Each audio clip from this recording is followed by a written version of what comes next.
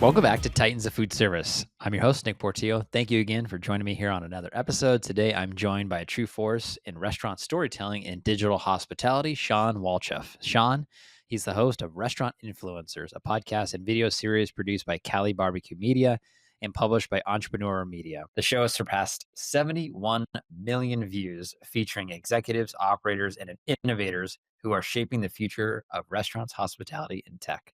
Through his digital hospitality framework and what he calls smartphone storytelling, Shawn has helped countless leaders stop being invisible online and start building authentic connections at scale.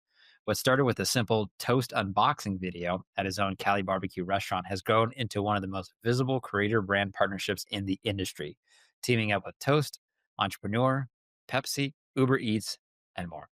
At the heart of all of this is Shawn's belief that stories make big things happen. And today we're going to unpack his journey, his framework, and his lessons for anyone trying to build trust, attention, and impact in the modern restaurant world.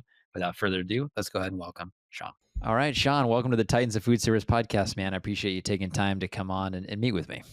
Really excited to not only talk to you, but hopefully inspire some of your audience that are listening, watching, viewing, wherever. I've made a lot of mistakes in my restaurant and media storytelling career. So anything that I can share that will hopefully help someone listening, that's what we're here for. I love it. I love it. So tell me, how'd you get into the food business? Food business grew up, actually. This is a picture that I keep close, which is me at 13 years old for those watching on video. I love it. Have a stupid chef hat and washing dishes at the Dish Pit. So I actually own this restaurant. So the Dish Pit layout is a little bit different, but the sink, obviously the water is all in the same spot. And yeah, I got started early on, 13 years old, family restaurant, working on weekends, bussing tables, washing dishes, hated it. Never thought I'd be in restaurants. And fast forward to 2008 when I got out of college with one of my best friends from University of Colorado. We took over a breakfast concept in a very difficult location and bright-eyed, bushy-tailed, thinking it was an easy job. Like, yeah, just add a liquor license and add dinner service in a part of San Diego that was underserved. If you build it, they will come. And turns out they don't come. They didn't come. And we learned a lot in the process, but we've been open for 18 years. We have 3 locations now. We have a stadium location at Snapdragon Stadium. We have a QSR location on the San Diego Navy Exchange. So we're the only local brand that's serving barbecue fresh every single day, competing with Panda Express, Pizza Hut, Subway, all the big boys. And yeah, we love what we do. We do serve slow smoke barbecue fresh every single day. Once we're out, we're out. That's incredible. It's so interesting. When I have people come on and like I ask, like, how did you get into the food business? How'd you get into this industry? Because I feel like a lot of times when you're going to school, you learn it about, they teach you about an attorney or being a doctor, being, all of these different professions, being a teacher, but they never really talk about food service. And it's a gigantic industry for sure. I mean, whether you're on the restaurant side or the manufacturer or distributor, there's so many different plays within the industry. And, it's funny, people like yourself are either born into it, maybe have some sort of family tie. That's myself. My dad, he worked actually at a meat market. Then he went to Cisco and then got into the food broker business, which is what we do now. Mm-hmm. But there's a lot of people that are like, hey, I just it found me in a way where maybe they went to school or they had aspirations to do something else, but here they are here in this industry. So it's interesting to see where how they get here. Because it's not something that you necessarily think about every day in a way. For sure. So when you started in 2008, what was that like? I know the economy at that time was probably not ideal for your beginning. So tell me about your early days. Yeah, 2008, they tell you location. We picked a difficult location. That was just the opportunity. That was the restaurant that I grew up in. Property switched hands. So the new owners, they were looking for owner operator to come in and spice it up and, make it successful. We knew that there was an active community that had believed in the breakfast business. And we thought if we added a dinner business and full liquor license and sports bar, that we could, create something in a part of San Diego that was an underserved community. And it took us time. We struggled in the beginning, getting people to know who we are, what we did, especially barbecue on the West Coast. San Diego's a transplant town, so people come from Texas and the Carolinas and St. Louis, and when you say barbecue, it's religion for them. So thinking that someone from California would take the time and the effort required to learn the craft of slow smoke barbecue, we still overcome those, to be honest with you. We still overcome them, but once people come in and they see the dedication and the craft that we've spent 18 years learning how to slow smoke brisket every single day, overnight, pork butts every single day, ribs every day, like all of those things we make literally daily. And because of that, we have an amazing community that supports us and has kept us in business for 18 years. For anybody that would go on to your LinkedIn or see you or anywhere on social media, you're really good at broadcasting your message out there. I know we talked a little bit off camera about you've got different shows and podcasts that you do. What are some tactics that you've learned over the years of getting and broadcasting the message of your restaurant out to, the local market? So anybody that's watching this or listening to this, the number one thing that I hope you take away is that no one's coming. No one's coming. Like, I thought that if you build it, they will come. I thought if we opened up a restaurant, we served phenomenal barbecue, we had great hospitality, we gave back to the community, people from San Diego would care. They would drive from all over. 3.3 million people in San Diego would drive 45 minutes, 15 minutes, 20 minutes across the county to come enjoy slow smoke barbecue. And that was just not the case. You have to share your story. And the fact that we opened in 2008, that's really Web 2.0. The first iPhone came out on June 29th, 2007. So the tools available to a modern restaurateur are something like we've never seen before. This was pre-pandemic. People in the pandemic, they say, oh, we pivoted and we started, doing online ordering and started doing social media. Like, we already believe we wouldn't have been open if it wasn't for social media and if it wasn't for controlling our website and learning how to sell things online and updating our blog and figuring out how to podcast and do a YouTube channel. None of that stuff, we would be out of business if it wasn't for it. So people ask, what's the ROI of doing social media or storytelling? I wouldn't be here talking to you. That's number one. I wouldn't be sharing my message. I wouldn't be, doing deals on a media side with companies like Toast and Restaurant 365 and Pepsi, Uber Eats, Google. I mean, we're asked to film content and share stories about some of the biggest brands in the industry. And a lot of these opportunities are also global. A lot of them have taken us in different countries where we're paid to shoot really cool restaurant stories because we believe that storytelling is the number one thing. And the fact that, right now, do people watch more CBS or on Instagram? Oh, Instagram, I'm sure. Do people watch, NBC more or Facebook? Yeah, those old media, more traditional media, I think that's definitely becoming a thing of the past, or at least it's not as big as what, is available And how on much your does phone. it cost if you're a restaurant, you wanted to run an ad on NBC, you wanted a 30-second commercial? Yeah, I mean, we're talking about a business. six figure ad buy plus the creative. Like, it's crazy. But Yeah. if you took that money or a fraction of that money and you dedicated it to telling your story in video form every day on social media and just documenting who you are, what you do, why you do it, you can go to Cali Barbecue's page and you can see, like, we spend all day, every day sharing our about us. Every single restaurant that's listening to this, you have an about us page on your website. You got an about us section on your menu. But how often do you update it? Probably not since the last time you updated your website. Probably not since the last time you printed your menu. Social media is about us every single day. And more importantly, it's not just about us. It's about the community. It's about our why. It's about why we do the things we do. We don't need to have a viral video. We just need to connect with people that are close to our community that want to think about where they're going to eat. I have kids. I have an 8-year-old boy, a 6-year-old girl. Me and my wife, we go shop locally frequently. When we see something on Instagram, when we see something on TikTok, when someone sends me a YouTube video, like, we'll go check out a restaurant. That's the world that we live in. My uncle, he owns a meat shop here in Orange County, and it's the oldest meat market in Orange County. It's been around for over 40 years. And he's a good example of somebody that's constantly wanting to figure out, how do I get my message out there? He's the original or the oldest meat market. Like, what a cool story to tell. But he he always gets caught in like, how do I get that message out? How does somebody start? Because I think he looks at there's Instagram and there's TikTok and like, how do I do this sustainably over long periods of time? Like essentially scaling this up. Yeah, essentially getting that message out. You know, you mentioned you're doing videos every day, all day, pushing out the content. How do you do that? So the one of my favorite quotes is from Arthur Ashe, which is start where you are, do what you can with what you have.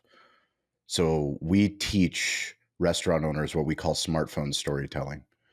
As great as it is that I have a media company and a production team and we do, drone shots and, multi-camera shots, like that's not what, when you start, you can't start there, but you can start with what you have in your hand, which is a smartphone. Whether it's an iPhone or an Android, you have 4K ability to take that camera, download an app like Facebook and go live.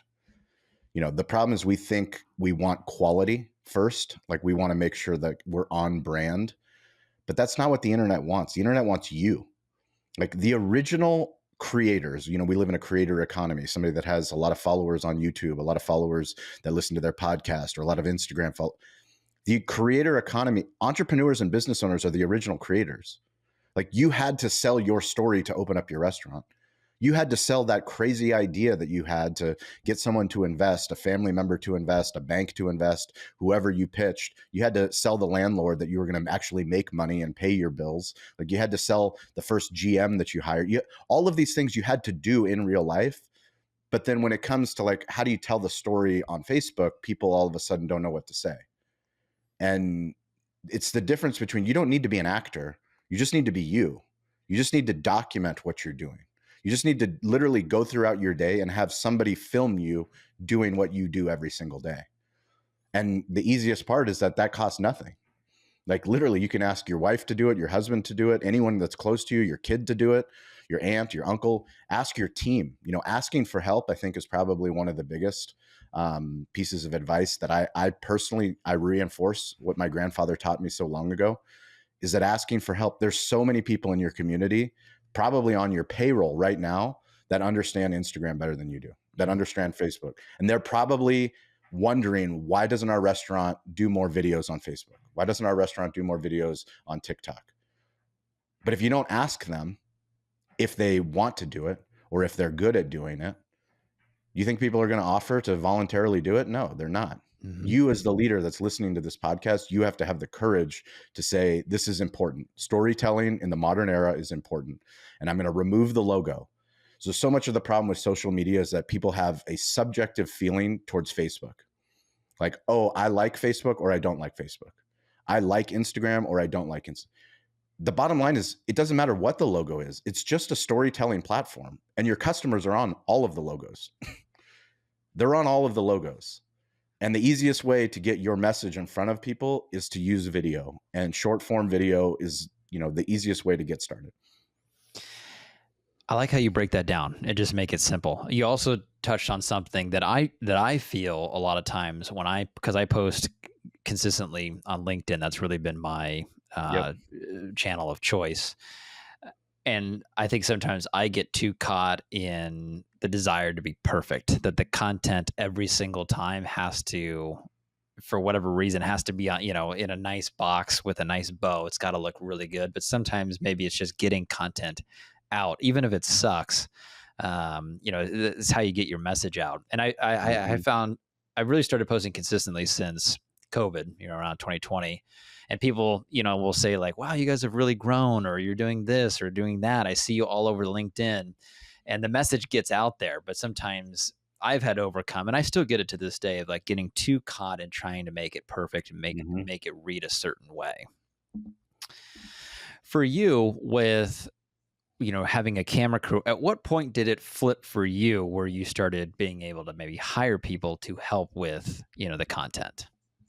So, we launched our first podcast in 2017. 2017, it was a show called Behind the Smoke. It was me and one of my best friends, Derek Marceau. He owns Valley Farm Market, which is one of the oldest butcher shops here in San Diego. So they have multiple locations. We built a studio above the butcher shop.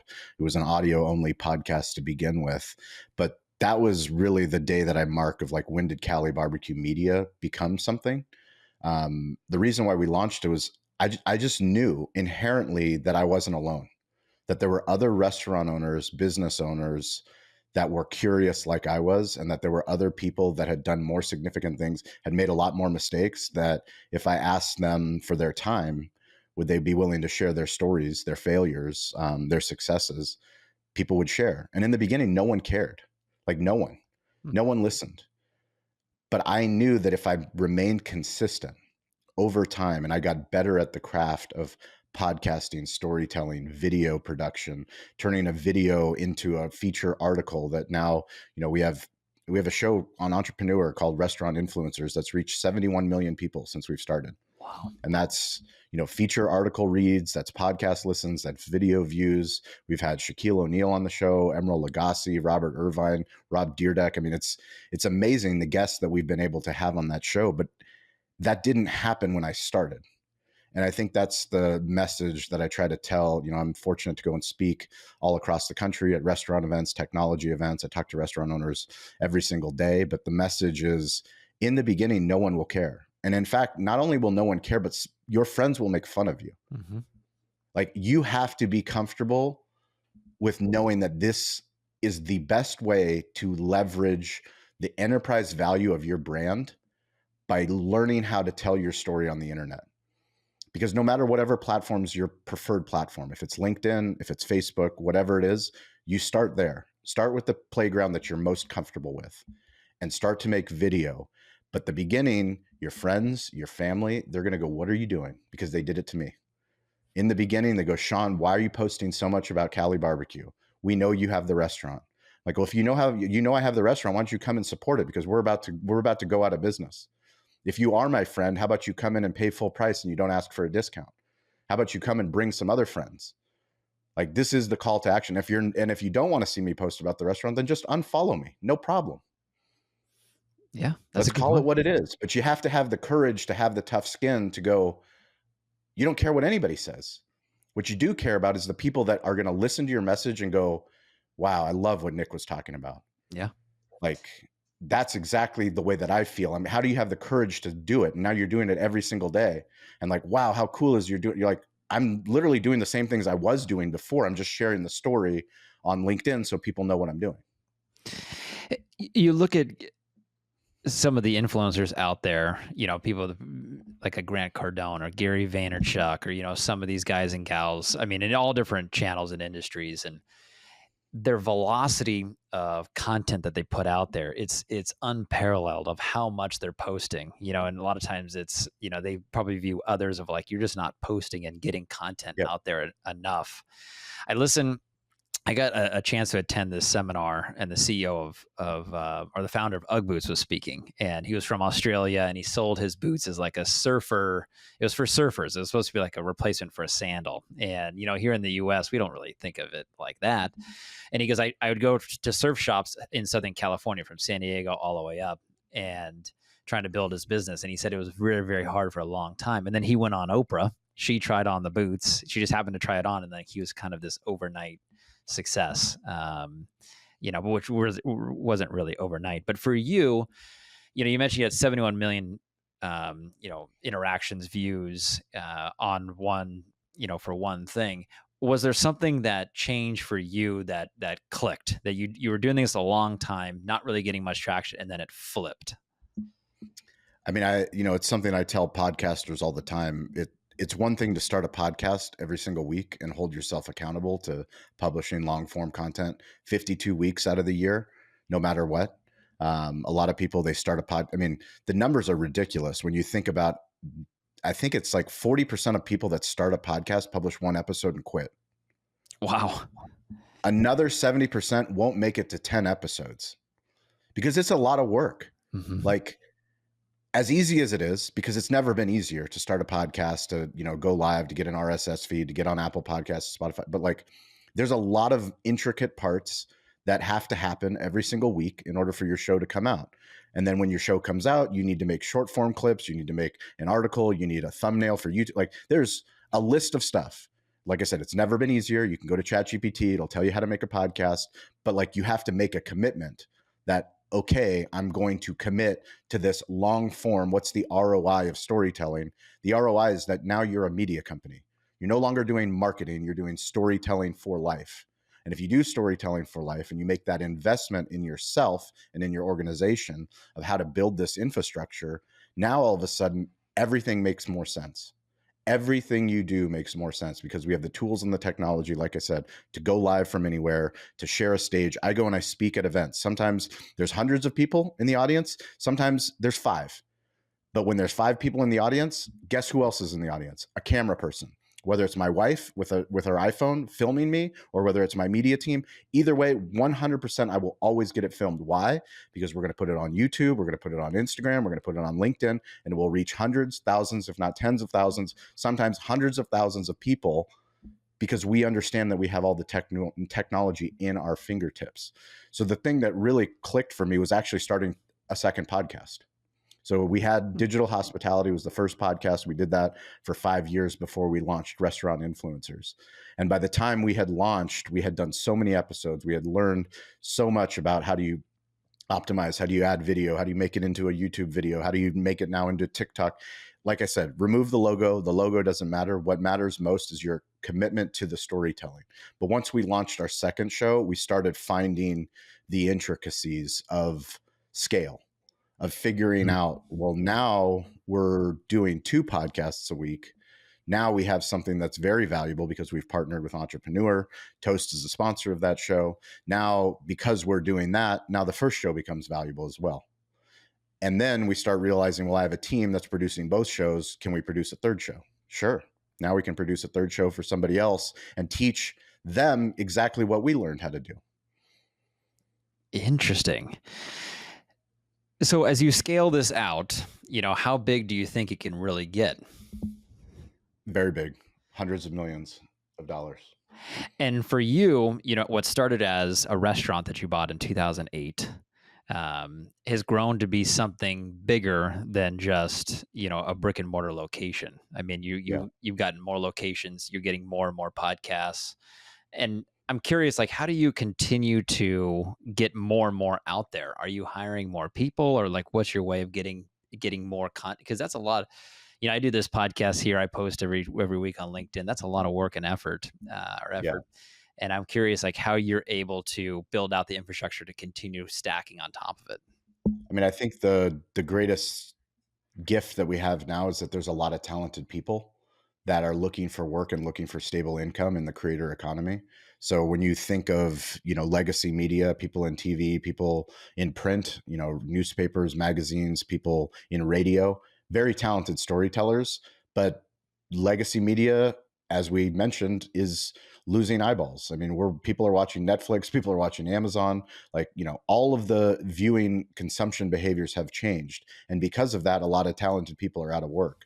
Well, if you are a modern media company, you have the opportunity to provide stable income to somebody that's super talented. Then you can build a roster that can help you scale and take care of other people. So, I mean, we've been very fortunate to have very gifted teammates that are experts at YouTube that are helping us build out our YouTube strategy for our clients. We have experts at podcasting. We have experts at social media, short form clips, short form editing. We have writers on our staff. We have people that literally just do thumbnails for YouTube. Wow. I mean, we're doing that many thumbnails for YouTube that we have somebody that is fully dedicated to thumbnail production. And it's only back to the point. So the easiest way for me to explain the B2B storytelling opportunity is if you go to the National Restaurant Show in Chicago, biggest show, 55,000 people. We've gone for the last 5 years, 2,200 vendors. So there are 2,200 vendors from 130 different countries that come to try to get their products and services in front of restaurant owners. Of the 2,200 vendors, how many of them do you think do a good job on social media sharing their story of who they are and what they do? Because I represent manufacturers that attend that, I'm going to go with not that many.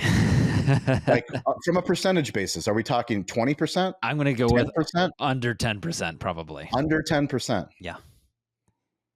Because somehow we don't believe as business owners, we don't believe restaurant owners are on Facebook. Is that the premise that we're really going off of? That business owners don't watch YouTube, that business owners don't listen to podcasts? Because you and I both know that that's not true. you and I both know there's restaurant owners right now on LinkedIn watching something that you posted or something that I posted, literally learning from the content. Yet we have brands that run marketing budgets in the hundreds of thousands, millions, tens of millions, hundreds of millions of dollars, yet have allocated nothing to organic social. Yeah, you're right. The greatest trade show on earth is happening right now, and it's on the internet. And it happens 365 days out of the year, 24/7. But it doesn't happen if you don't put anything out there, if you don't publish anything. You're right in that. In working with the brands that I represent, I don't think I have. I have a couple that are very good at, they have full blown marketing teams that understand the importance of social. But the overwhelming majority, probably let's say 98% of the brands I Yes. represent, are not doing it at all. They do the old traditional, they create print, point of sale to hand to a restaurant, like here's our products. Or maybe they Yeah. do some email blasts, but even that's so far and few between. It's like they don't grasp it. They don't. And when people come to me because they see my stuff, they're like, "How do you get started?" And I'm like, "Well, you just have to like kind of put something out there and just be consistent with it for long periods of time." When I started this podcast, I was like, "I'm gonna do this for 10 years at minimum. I'm just gonna give it a Yep. run, and I'm gonna post every week and see where it goes." And you know what? It's been great for my business because it gets my name out there. I interview people like yourself who are very well spoken in your channel of trade. You're a thought leader. And I blast it out there to everyone, and that's how I get my content. Sometimes I don't have to, you come and say, "Hey, here's some great ideas on social media." For me, I'm using that content to put it out there. But a lot of times people, they just don't know where to begin or start. And again, I think trying to go back to being perfect and So I'll give consistent. people, I'll give somebody some tactical advice. This is Yeah, the please. answer to the test. It's quantity plus speed plus consistency will eventually equal quality. Can you say that? Quantity Yeah, say that plus again. speed plus consistency will eventually equal quality. And the problem that everyone has, myself included, is that we want quality first. We want quality to go on the internet when we start posting. And the best way that I can describe this is I own a slow smoke barbecue restaurant in San Diego. We wanted quality brisket when we first opened the doors. Guess what? Our brisket was shit. It was no good. When we first started, we had terrible brisket. It was the last thing that we added to our menu, and the brisket that we make today, 18 years later, is better every single day because we're making it 1% better every single day. We Wow. make our barbecue like we make our media. Storytelling is a craft. You have to get better every single day, and you have to make a commitment to doing it. And it's never been easier, and that's why it's so hard. Mm-hmm. That's why so many people don't do it. Mm-hmm. Is because we see what we want, we see the quality, they see your videos, they see my videos, and they go, well, I want my videos to look like that. Go look at our beginning videos. Go look at the beginning podcasts. They're bad. But we made a commitment to ourselves, the consistent, persistent pursuit that no matter what, we will get better. And guess what? The podcasts that we put out today, much better. The YouTube videos we make, way better. Mm-hmm. Just in a year. YouTube is one of the hardest platforms, one of the most important platforms for anybody, B2B especially. Yet people don't do it because it's hard. But that doesn't mean that there's not opportunity there. Yeah, you're right. So you had the restaurants, right? And a lot of the, I'm sure, attention on social media is pointing back towards them or towards you as a thought leader, as a brand, which, you're connected to the restaurants. But now you have these teams that are able to create the content and help you out, writers and people within specific channels, sounds like YouTube. How did you start monetizing what you were doing? So it goes back to the quantity plus speed plus consistency. Okay. We started monetizing once we became really good at what we did, and we started getting partnerships that mattered. So building a case study for a company like Toast, which is our point of sale company, we switched from Aloha to Toast in 2020 in the start of the pandemic. I told Toast, we're a media company. We tell business stories to other business owners, restaurant owners specifically, about technology. They said, okay, we'll believe it when we see it. We made a Toast unboxing video. My kids, they watch unboxings of dinosaurs and dolls. we made an unboxing video about technology, and I had a lot of friends and people around me like, Shawn, why no one's going to buy barbecue because of, you're making an unboxing video. I'm like, I know that. But I know there's other restaurant owners that are looking at their legacy point of sale system and thinking about switching to a cloud-based system like Toast. And I want to answer this question for them. Why did we switch? What were the hurdles? What were the successes? And we shared that video. That unboxing video got shared by Chris Comparato, the CEO of Toast, at their all hands meeting. So thousands of toasters saw Cali Barbecue's video. Now, they use that video when they're talking to prospective clients of, hey, why should you switch from Aloha to Toast? Look at Cali Barbecue. And here, this is their 5-minute unboxing video of why did they make that switch. Now, that started a 5-year partnership with Toast where they're the title sponsor of Restaurant Influencers. So that's a show that we do on Entrepreneur. Wow. I'm paid as a creator for Toast. We do events. I'm on their customer advisory board. I was invited to their IPO. There were 20 restaurants that were invited to the IPO. All of those restaurants more successful than Cali Barbecue. All of those restaurants have been on Toast for longer than we were. Yet we were invited because we were the storytellers. And we have documents of that day of them going live and how cool that was. And now I'm on the customer advisory board, and we do all kinds of incredible work with Toast, for Toast partners, because they believe in storytelling. And more importantly, they believe in restaurants. That is impressive. I mean, the way that you think about, solving that problem of, how do I build this out, and, going to Toast and doing the unboxing video, having the idea and the creativity around it. And then also having, the courage to do so. I think a lot of people, they don't have the courage to even put themselves out there too. And I guess kind of the theme of this conversation is just putting yourself out there, and trying it. In all the years you've been doing this, what are some things that you've done that don't work? I know, like, not posting enough doesn't work, right? But like, what are some other things that you've learned along the way that have really helped you grow? I think the biggest lesson and takeaway was that I hoped that the brand would stand by itself. I wanted Cali Barbecue, the product, to be so good and the logo to be so good that I didn't have to share my story, because I'm from San Diego. I didn't grow up in Texas. I didn't grow up in St. Louis. I don't have a pit master. I don't cook the barbecue. I'm the restaurateur. I'm the storyteller. Mm-hmm. But once I got out of my own way and realized, like, Shawn, you put on an amateur barbecue contest where you shut down the main road in front of your restaurant. You have thousands of people. You invite all of the barbecue restaurants, other barbecue restaurants in San Diego, to come and sell barbecue in front of your, like, why are you doing that? Well, once I realized the local news wanted my story about why we were doing it, we were doing it because a rising tide lifts all ships. Mm-hmm. We believe that more people supporting craft barbecue in San Diego is a good thing. And the more that we can support an amateur barbecue cook that's a caterer, that sells at the farmer's market, that wants to open up a restaurant, if we can build that infrastructure and that culture, then we all win. And once I got out of my own way and realized, like, you're going to sound stupid on the news in the beginning, and you're going to stutter, and you're not going to say the things the way, but it all comes in reps. It's the same thing with speaking on stages. Getting up on the stage and sharing your story. And, it's one thing to be on a panel and have somebody ask you a question. It's another thing when someone gives you the mic and 45 minutes, entertain the audience. Yeah, that's quite a bit. That's hard. Good on you for doing that too. I like what you said about bringing other barbecue, essentially competitors in a way, to come out in front of your location. And I never really, I've read before, definitely on different marketing books and things like that, of, introducing your competitors into your story in a way and talking about them, because nobody else is talking about it in that way.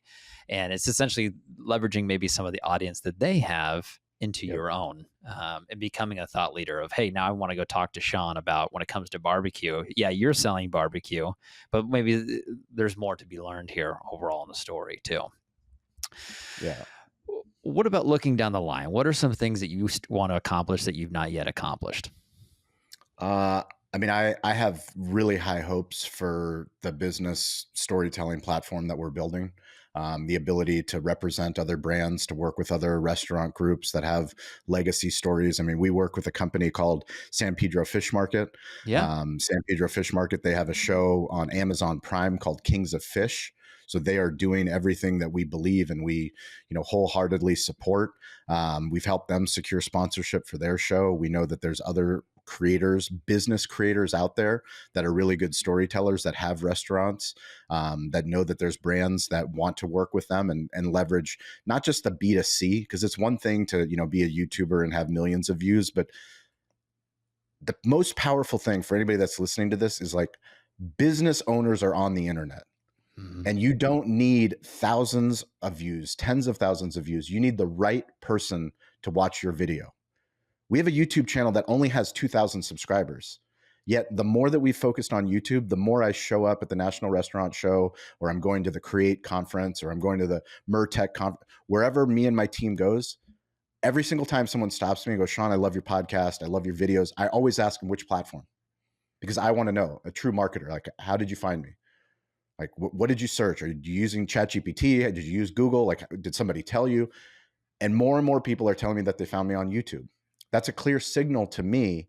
And me being a dad, like, my kids watch YouTube. They don't care about DirecTV. They don't care about you. They don't even care about YouTube TV. Like, I was with my daughter speaking at the US Food Show to 5,000 people, and we were up in our hotel room, and my daughter, who's 6, goes, "What is happening?" I go, "What do you mean what's happening?" She's in the hotel room, and she doesn't understand what live television is. She's like, "Why can't we skip the commercials?" Like, we can't skip the commercials but that's the world that they live in. So if that's the world that they live in, we all don't want to watch commercials. Why? Because most of the time they're just selling to us. But we all want to hear a story. We all want to hear a good story. You're right. Shawn, what's the best way for people to connect with you, to find you? We make it very easy. Instagram's probably the quickest, at Shawn P. Walchef, ShawnPwalchef. LinkedIn. I'm active on all the platforms. You can email me, Shawn at calibbq.media. But if you heard me on this show, and more importantly, if you make it to San Diego, if you're watching this, if you're listening to this, if you own restaurants, if you work in the restaurant industry, please send me a message. I will meet you at the restaurant. We will make videos at the barbecue smoker. We will send them directly to Nick and say, you heard him on the show. How did you find me? And now look what, now we made a friendship for life. So please come out to San Diego, come enjoy some barbecue on me. Let's make some content together. And Nick, the same goes for you. I expect to see you in San Diego sometime soon. Heck yeah, man. I'm in. That sounds good to me, Shawn. Thank you so much. I really appreciate it. This was fun. Awesome.